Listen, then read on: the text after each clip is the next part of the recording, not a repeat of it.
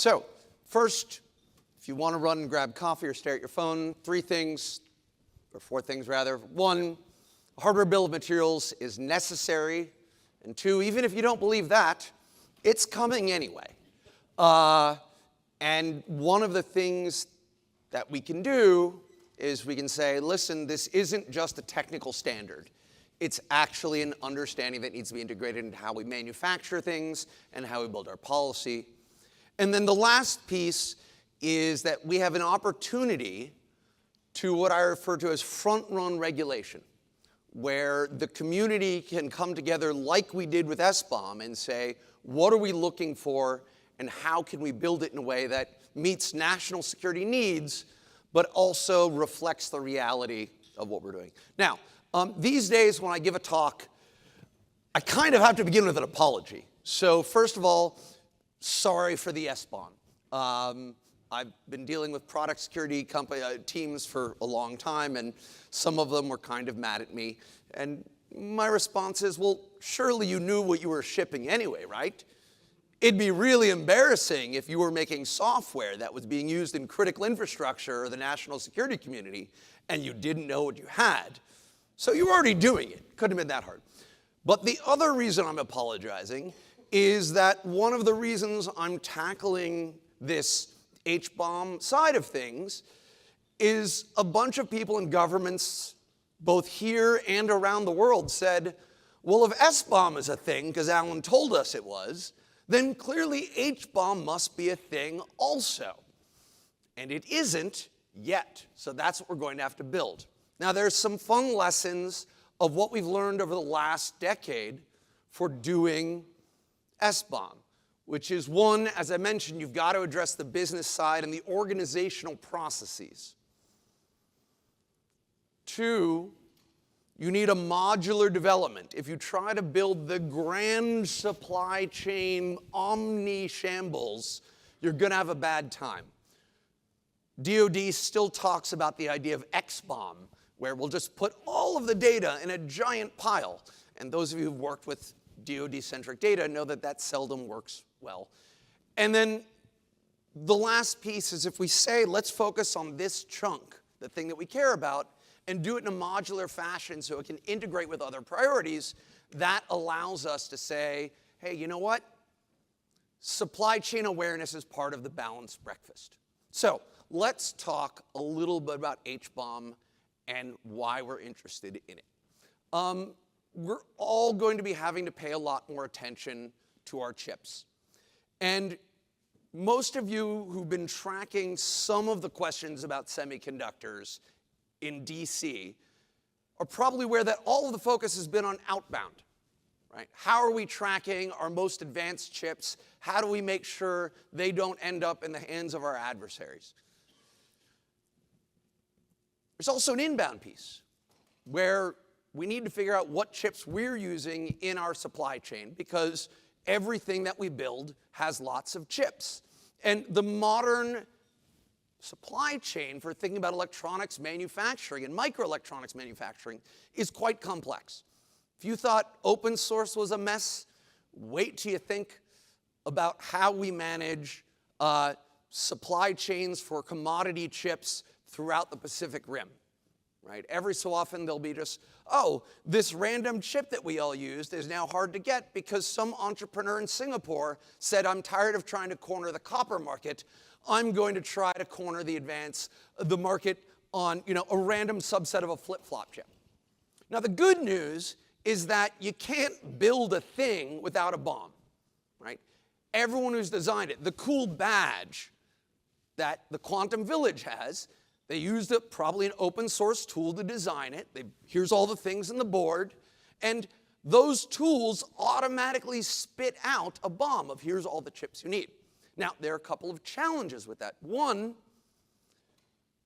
this chip is called this thing, but it also has this number and also has this number. And this serial number used to do it, but for the needs of your board, the old chip suffices, but not for her board. More importantly, what this doesn't track is provenance, right? In France, it makes a big difference which side of the hill your grapes come from. about whether you're drinking a $20 bottle of wine or a $2,000 bottle of wine. Who touched it? What went into it? That's not something that we're necessarily tracking in our microelectronic supply chains because one, we don't care, and two, it's kind of expensive to track all of this stuff. So why do we care? Well, one, there's a lot of fake stuff out there. And in fact, when you use fake stuff in our national security systems, it's caused a big deal when we can catch it. You talk to anyone who's actually on the ground buying or deploying things, they'll tell you this report is just the tip of the iceberg. I also think we're about to hit a phase shift in vulnerabilities and serious flaws in our chips. If you were in the software world in 2014, you may remember that fuzzing and linting had a big improvement in what tools could do automatically, and we found dozens of serious vulnerabilities in software that we all depend on. I think we're now facing that kind of shift as we think about the chips that we're using. And we know that there are lots of bugs out there, and we're finding them in all sorts of places. We're seeing active tampering in our supply chains today. For me, the foundational risk actually has nothing to do with microelectronics, and it has everything to do with what happened to a single pallet worth of pagers before it got to southern Lebanon last summer, right? If we can divert shipments like that, what else can we divert shipments of? And we're seeing questionable things in different types of systems that are in our critical infrastructure today, pretty much everywhere we look. We see them in inverters. Some of you may have seen this report from the House China Select Committee that found there are some undocumented modems that are doing communication in the cranes that we use to manage our entire West Coast port systems, right? That's how the West Coast gets stuff. And perhaps one of the biggest challenges, if you take nothing else from the current state of our supply chain, is that it is impossible to build any non-trivial system today without Chinese chips. We're going to have to be okay with that for the next few years. And for me, when I look at that, I said, all right, if we can't just build everything in allied countries, we need to have a better understanding of what we are using so we can make a calculated risk decision based on what we care about. So first, I don't think I have to convince anyone in this room that countries matter, right? Red team is a threat. We talk about 2027. You can pick the date that you want to. Hopefully everyone here gets the urgency. And we're starting to see some activity from this. Now you can say that's good or bad depending on whether you're trying to make money and you're regulated or you're wearing your national security hat. But government's going to government. In fact, they already are. We've seen regulations from the telecommunication rules, NDAA Section 5949, the Cyber Resilience Act. The current draft of the NDAA has some very interesting things that said no computer or printer can have any Chinese part all the way down to raw materials. Good luck with that. This winter, or like in January, the Bureau of Industry and Security, a tiny little part of the Department of Commerce that is capable of pronouncing the death sentence on any company on the planet, had a connected vehicle rule that said, hey, no Chinese parts. The Golden Dome, brand new contract for missile defense, has said, hey, by the way, we need an X-BOM. So we know with an H-BOM coming. So governments are already asking for this. We see it from the Hill as well. Just as a policy matter, we need to understand what's in these supply chains. So what do we need? What is the goal of this visibility? So we need to address geopolitical risks. We know that it's going to be compliance-driven. And by the way, it's also good business to be able to plan for disruptions. We saw what happened in 2020 when you had pockets of disruptions. We also know that there are market-based disruptions, and hey, there are a bunch of water arrays that are getting a little noisy these days, so let's see what's going on there. So I like to talk about sort of the BOM approach. What made something like the SBOM have power? And the answer is it separated the data layer from the risk layer. For SBOM, we could say, hey, tell me what's in your software. That's the foundational piece. And then why you care is going to vary. Sometimes it's a very simple vulnerability management rule. Are there known vulnerabilities in something I'm about to deploy? That's a bad idea. But there are other things that you can care about, right? What's my exposure to open source risk? Does my system or my collection of systems rely on open source projects with 1 or 2 maintainers? Some of you tracked the XC attack, where someone came very close to having an almost undetectable backdoor in a foundational piece of our cryptographic infrastructure behind a bunch of things. Or you could just say, hey, maybe I want a measure of technical debt. Right? I'm about to buy something. I'm going to be customer number 3 or 4. How much of this software system is based on outdated frameworks? So by saying we can separate the kinds of risk as distinct from what's the data that we need to track gives us this power. It doesn't lock us into a single use case. So in addition to tracking what it is, we may also want to track who touched it and where it went. When we think about this, there are a bunch of areas where it could apply. What we don't want to do is build a mil-spec approach. We don't have the best track record of transitioning things that apply to the intelligence community or to DoD into the broader infrastructure. And it turns out, as you guys know, comm sector, critical infrastructure, IT, all of these, the national security community is a smaller segment of that market. It can't drive the entire planet with very few exceptions.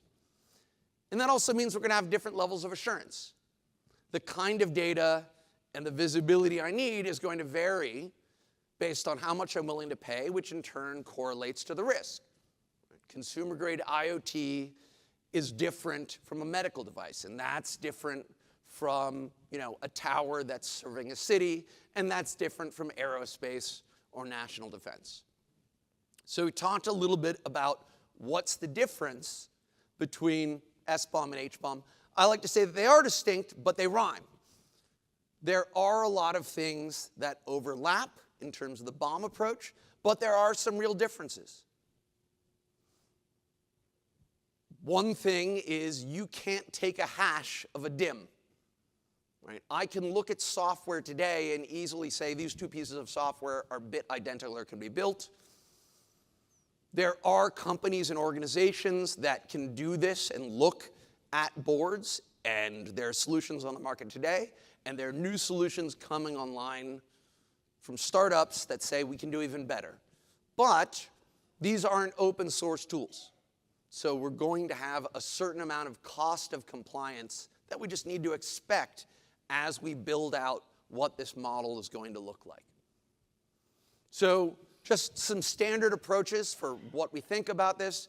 It needs to be scalable, needs to be repeatable, but it also needs to be flexible. This is one of the core tensions whenever we build a technology policy, is it needs to have enough self-similarity across it so that we can use similar tooling, similar frameworks, similar policies, similar regs, while still acknowledging that there are real differences in the types of systems we're going to be applying it to. Now, the good news is there already is some starting pieces. One of the core areas is some great work that happened at CISA 2 years ago with the sector coordinating councils focusing on the communications sector, telecom, and IT. And they said, this is a framework that can help us guide the creation of an H-BOM. This is not a how-to H-BOM. This is a how-to H-BOM. And It documents explicit use cases, which we've already touched on, right? This is going to be driven by compliance. If someone came to me and said, Allan, in the next 4 years, no one's going to care about chips. And if I believe them, I'd say, great, I will go find some other project to do. Right? A lot of this is going to be driven by the fact that organizations are going to have to do this. We've already seen it written in laws. But it's also about very real security risks, and it's about the broader question of supply chain availability. And so hopefully that aligns with some natural incentives from businesses. But there are real gaps. How do we link our hardware and software? How do we do provenance? How do we think about trusting the data? How do we audit it? How are we going to handle this when there are multiple implementations of H-BOM? So there are two SBOM specs today. The good news, they're both open source. The bad news is that they hate each other. I should also add that both of those SBOM specs are now building their own H-BOM spec in addition to what else is out there. This is data that is going to be sensitive. And it almost certainly shouldn't be public, one, for real security reasons, and two, for strategic and confidentiality reasons. In manufacturing, with long supply chains, if you tell your customer about your supplier, guess what? Your customer is just going to go straight to your supplier.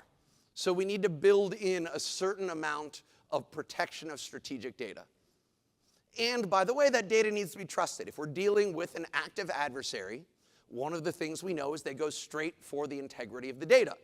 So for high assurance use cases, there's going to have to be cryptographic protection along the way. And God help me, as someone who's been a very outspoken opponent of the rush to put everything in DHTs, yes, blockchain may be part of this. All right, you win. We're going to need to integrate this into some existing standards already, and that includes product labeling, that includes things like the trusted computing groups, platform certificates. There are lots of pieces out there. There are lots of data standards out there. We don't have time to go huddle in conference rooms with MITRE experts to build a glorious ontology to map them over the next 7 years. So this could be one of these fun areas where if I have a good data universe over here and I have a good data universe over here, you know what's good at helping establish interoperability? Language models. And they may not even have to be large language models. This could be a great SLM solution here, building this in, especially if we're going to start dealing with proprietary models.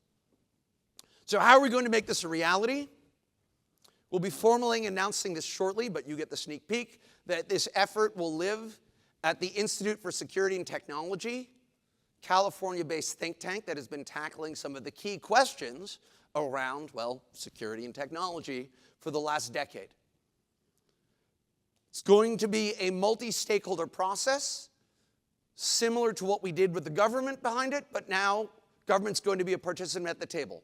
Think of this as a private public-private partnership. It'll be an open effort. We'll be raising money. So if you or your organization said, hey, you know what I want? I want a seat at the table for the advisory and a chance to be a leader, come talk to me. We'll be raising money to do this. It's not going to be very expensive, but I do need to keep body and soul together now that I no longer get your money as a taxpayer. We're going to be decomposing the problem, but we're also going to be aiming directly at meeting national security needs. And that means working with US and allied policymakers around the world to support things like onshoring and trusted manufacturing. So, if you want to learn more, we've got a little splash page at hbom.tech, and you get a chance to see how we're going to actually bring visibility into one of the most important supply chains that most of us know nothing about. So, hope you can join us.